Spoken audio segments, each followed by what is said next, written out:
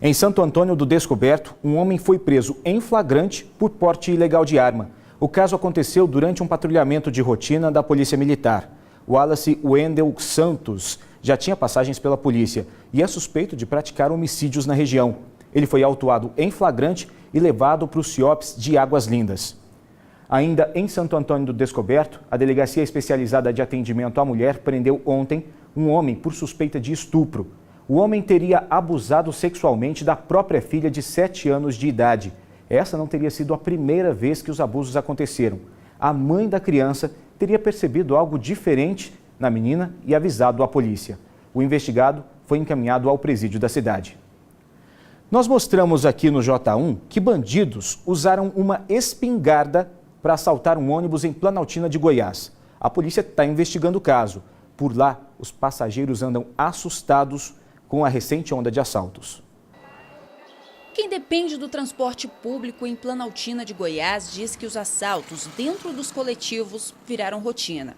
Frequentemente está tendo assalto aqui. Ontem mesmo teve um assalto lá na soja, né? Um tumulto danado dentro do ônibus lá e eu estava até vindo do hospital com meu netinho. O pessoal ficaram todo com medo, mas aí eles pegaram o dinheiro e foram embora. Todo dia a gente sai com medo de casa. Sexta-feira teve um assalto aqui, né? Foi o cara com a 12. Tá horrível. Quase todo dia escuto falar que tem assalto. Aqui tá caótico a situação. A gente fica orando para o ônibus chegar aonde a gente está numa parada e fica orando daqui até o trabalho para que chegue rápido para a gente sair logo. Os assaltos não acontecem apenas dentro da cidade. Na BR-020, na saída de Planaltina, os passageiros relatam que a insegurança é ainda maior.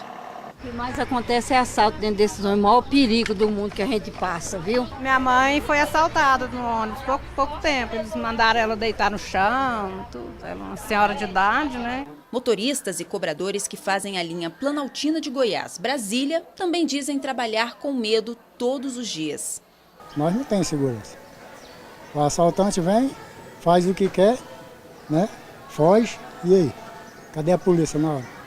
Uma das empresas que circula na rodovia decidiu investir R$500 mil em um sistema de monitoramento. Segundo a empresa, foram 180 assaltos só neste ano. Por ônibus, são 4 câmeras. Uma na frente, que filma a pista, uma virada para o motorista, outra para o cobrador e a última que filma o ônibus todo por dentro. Dos 110 ônibus, 50 já são monitorados assim. 2, 3 assaltos por dia. É complicado de trabalhar. E nem mesmo esse reforço no sistema de segurança tem intimidado os criminosos. 2 dias após a instalação das câmeras nesse ônibus, os assaltantes entraram em ação. As imagens mostram o momento em que 2 homens entram no veículo. Repare que o primeiro a entrar está segurando uma espingarda para ameaçar os passageiros. Enquanto ele corre até o cobrador, o outro assaltante, que usa uma máscara preta no rosto, entra no ônibus, também pela porta traseira. Os 2 recolhem dinheiro e pertences das vítimas e em seguida fogem. A polícia está analisando as imagens, mas diz que uma das dificuldades em investigar assaltos dentro dos ônibus é por causa da demanda, que é maior que o número de policiais para fazer o serviço. O maior problema que nós temos enfrentado é realmente a falta de efetivo de policiais. A quantidade que tem na Polícia Civil atualmente é aquém do necessário para dar resposta efetiva. Os poucos policiais que temos trabalham e trabalham muito, mas não estamos dando conta da demanda, que é muito alta ante a quantidade de policiais que temos. O caso mais recente de assalto a ônibus registrado aqui na delegacia de Planaltina de Goiás aconteceu na segunda-feira. 2 menores armados entraram no veículo, prenderam o motorista, o cobrador e os passageiros e levaram todo o dinheiro das vítimas. Segundo a polícia, os criminosos estão evitando roubar os celulares dos passageiros por causa dos rastreadores. Segundo nós apuramos, os bandidos estão evitando levar celulares para não serem localizados. Estão dando preferência ao dinheiro em espécie e estão crentes que vão ficar impunes. Porém, estamos trabalhando para identificá-los. Com essa sensação de insegurança, os passageiros cobram mais fiscalização e policiamento nos pontos de ônibus e principalmente nas estradas. Mais policiamento, mais segurança para nós, porque tá complicado. As pessoas disseram, mas a gente imagina como é complicado. Você sai para trabalhar com medo, né? Ainda de acordo com o delegado, as polícias civil e militar reforçaram o policiamento e estão trabalhando em conjunto para reduzir esse tipo de ação criminosa em Planaltina de Goiás. E é o que a gente espera que aconteça, porque viver com essa insegurança todos os dias, gente, é muito ruim. Ainda falando de transporte público, a Secretaria de Mobilidade do DF já aplicou 4 milhões de reais em multas a empresas de ônibus. Isso só nos primeiros 5 meses do ano. Os motivos são vários: atrasos de viagem, viagens que não acontecem e até mesmo risco de segurança para os passageiros. Só nos primeiros 5 meses deste ano, as multas aplicadas às empresas de transporte coletivo do DF já chegam a 4.336. E as reclamações de um ponto a outro da cidade são muito parecidas. O mais comum é o atraso mesmo. A gente fica horas e horas aqui perdendo tempo. Dependendo do lugar onde a gente mora, acaba não passando. Lotação, né? Vem super lotado os ônibus quando passam. Liderando o ranking de infrações está o descumprimento de instrução ou ordem de serviço. É quando a empresa não segue as determinações do DF-Trans, como, por exemplo, operar com ônibus articulado ou seguir a quantidade de viagens determinadas. Foram 2.189 multas. O furo de viagem ocupa o segundo lugar de multas. É quando o ônibus não sai ou sai em horário muito diferente do estabelecido. Nesse caso, foram 1.303 autuações. Às vezes a gente olha no site e lá tá 1 hora e você vai para a parada, só que o ônibus não passa. Então você tem que ficar bem mais tempo, você tem que ou então ir bem mais cedo, porque o ônibus não passa no horário que ele ali está informando, né? A Secretaria de Mobilidade também está de olho nos ônibus com defeitos e nos motoristas imprudentes que colocam passageiros em risco. Esses quesitos geraram 134 multas nos primeiros 5 meses deste ano. Os veículos passam por vistorias de 2 a 6 vezes por ano, a depender da idade, também para garantir aí a segurança e o conforto, a acessibilidade ao usuário. E de outro lado, também a gente trabalha apurando as reclamações dos usuários em relação a descumprimento de horário. E essa ação ela tanto é feita em campo, quanto também via auditorias. Bom, vamos ver se punindo a coisa melhora, né? Agora dá uma olhada nessa história. Um pintor precisou ser resgatado pelos bombeiros depois de ficar preso em uma caixa d'água da Saniago. O caso aconteceu ontem à tarde. Dá só uma olhadinha na altura dessa caixa d'água. Segundo os bombeiros, o equipamento do pintor deu pane e o trabalhador ficou preso pelo cinto. Ele fazia a pintura da caixa d'água quando tudo aconteceu. A equipe dos bombeiros conseguiu retirar o homem com a tática de salvamento de altura. Apesar do susto, o homem não teve ferimento. Que bom que ele está bem, né? Veja a seguir: homem suspeito de praticar assaltos em Valparaíso é linchado por moradores. E também em Valparaíso, moradores denunciam que tem esgoto sendo despejado em um córrego. E são muitas reclamações sobre isso. E saiba como diminuir o valor da conta de água usando garrafas PETs. Interessante isso, né? A gente te conta como daqui a pouquinho. Agora, 12h13. Fique com a gente.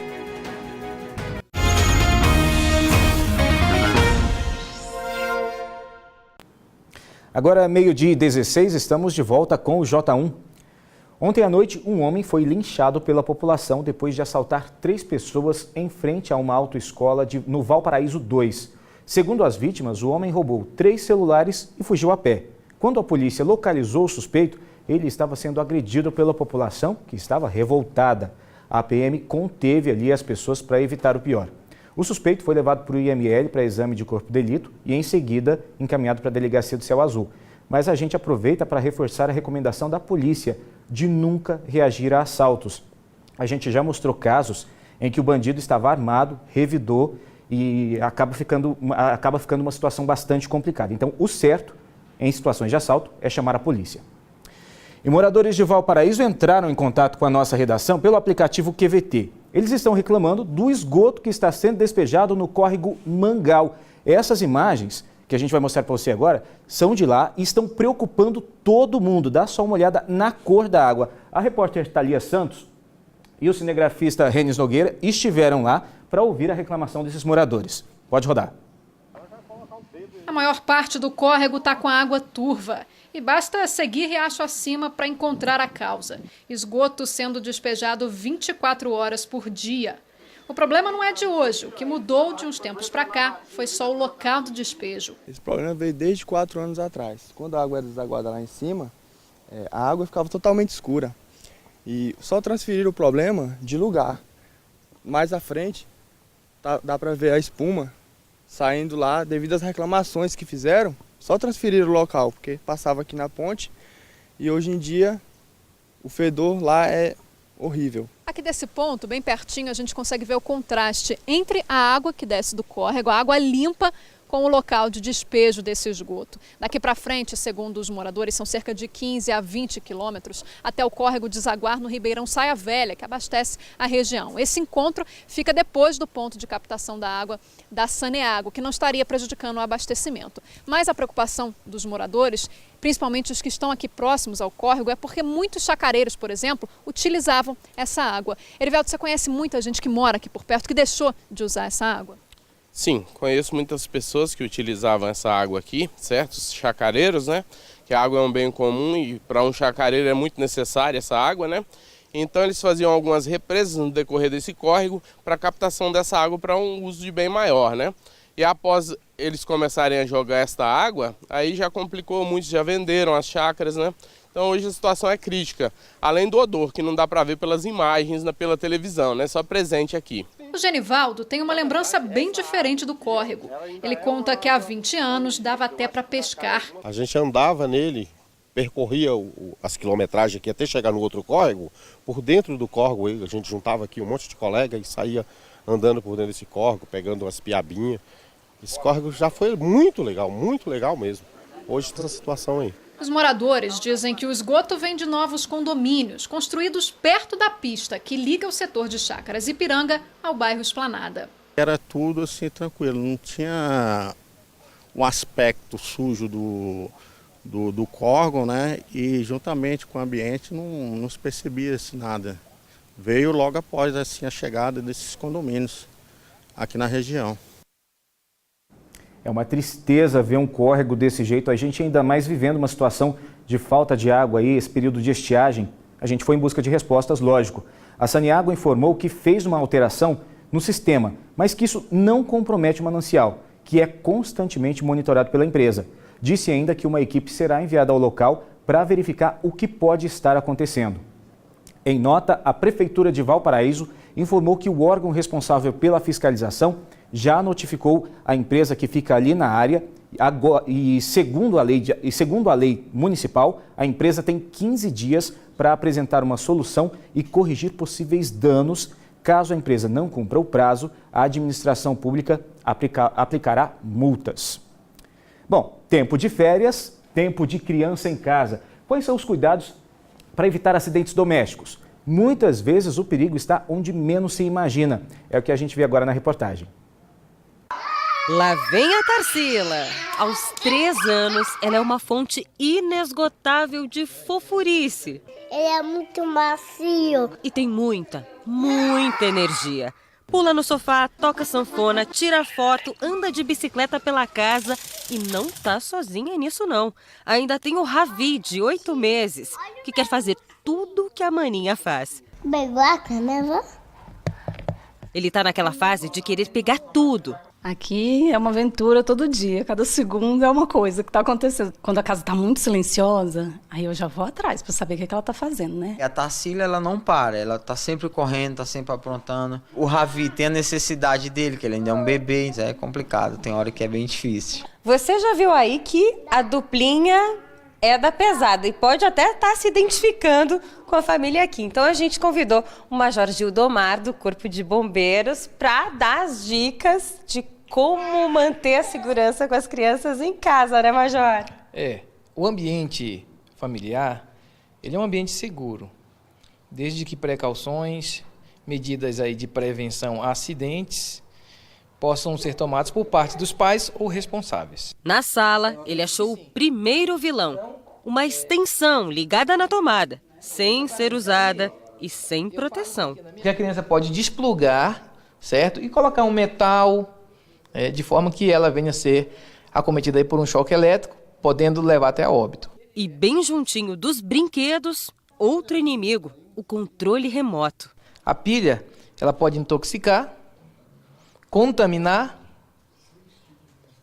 e levar aí a criança a ser acometida, né, por um grave incidente ou acidente. Na cozinha... Olha o perigo que isso aqui pode significar na mão de uma criança. O pai muitas das vezes está com atenção no afazer doméstico ou tomando conta da outra criança. Imaginem só, que perigo. E olha que a Jamile já tinha passado por um susto desses. Eu estava cozinhando e ela atrás de mim. E a gente conversando, eu lá cozinhando, lavando louça. Quando eu olhei para trás, ela estava com uma faca desse tamanho, assim, mamãe, segurando na faca. Só deu tempo de eu falar, de eu respirar, em vez de eu gritar, porque eu ia deixar ela em pânico. Aí eu, filha, entrega essa faca pra mamãe. Eu assim, querendo chorar. Aí ela abriu a mão, eu falei devagarzinho. Aí ela abriu os dedinhos devagarzinho e eu consegui pegar. E aí tem que deixar na gaveta? Exatamente.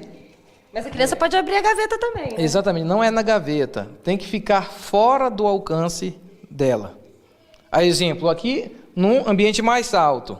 Deve ser guardado aqui. Por quê? Vai acontecer, porque o risco em potencial está presente aqui. No banheiro, a gente encontrou um balde que serve de ofurô para o bebê. Ele deve estar sempre sem líquido, qualquer que seja. Por quê? A criança, até mesmo na idade de 8 meses, de 9 meses, 1 ano, quando começa a andar, ela pode vir e se afogar, se houver a presença de água. Então, o balde tem que estar sempre vazio. E, de preferência, num lugar, né, virado. E os produtos de limpeza? Está correto armazenar os produtos de limpeza, o que possam causar intoxicação, queimaduras, numa altura incompatível da criança, que ela não vai ter condições de pegar. De aqui estão de parabéns. Então é isso. Alguns ajustes e muita atenção para garantir que os pimpolhos continuem com toda a energia e segurança durante as férias. Acabou? Acabou. Dicas importantes para quem tem criança em casa, né? Bom, a gente acabou de falar da situação ali do córrego Mangal, né? Vamos falar então de economia de água. Você sabia que uma garrafa PET, não só ajuda o meio ambiente, mas também pode diminuir o valor da sua conta? Quer saber como? Roda. No apartamento é só a Jo, o Edson e a Jade. Vieram de São Paulo para Goiânia há 3 anos e aqui aprenderam que precisam economizar água. Como é cara a água aqui, ela chega a ser muito parecida com a conta de energia. Então começamos a se preocupar em economia de água, precisamos economizar em algum lugar. E tem um hábito importante que a Jo aprendeu também através de uma dica num grupo de conversas pela internet. E o segredo tá bem aqui, olha só, na caixa de descarga. É uma garrafa, essa aqui dela, com 1 litro, que ela coloca aqui para economizar água, Jo. Por que você tem feito isso e o que isso tem ajudado? Então, o que tem me ajudado é isso. Em cada descarga que eu dou, eu estou economizando 1 litro de água. Fiz o teste e de um mês para o outro, nós já percebemos que foi significativamente a redução dessa conta. Então, eu adotei e estou até hoje fazendo, né? Fomos ao setor de hidrometria da Saneago para saber se essa economia realmente diminui a conta. O supervisor de micromedição nos ajudou. Considerando que o casal dará 15 descargas num dia, 15 litros, né? Num mês, em torno de 450 litros, que a economia dele, em média, seria em torno de R$4. Agora, se a família for maior e a quantidade de descargas também, é só multiplicar o valor da redução. Diminuindo, né, esse espaçamento de descargas, não tendo essa quantidade toda, tudo reflete na economia para o cliente e economia para o meio ambiente também. E olha só, o Edson e a Joalice disseram para a gente que depois que colocaram a garrafa na caixa de descarga e adotaram outras medidas para economizar água, a conta ficou em média R$30 mais barata. Em instantes, nós vamos mostrar que moradores de Cidade Ocidental estão reclamando de buracos nas ruas e buraco assim traz muito transtorno e problema sério por lá. Tem a história da adolescente de 17 anos que morava com os avós no Jardim Ingá e ela está desaparecida há mais de 20 dias. Segundo a família, a última vez que ela foi vista, ela estava em Brasília. E para descontrair, a gente viaja pelo Araguaia, a Praia dos Goianos. Uma opção para curtir as férias. Agora, 12h27.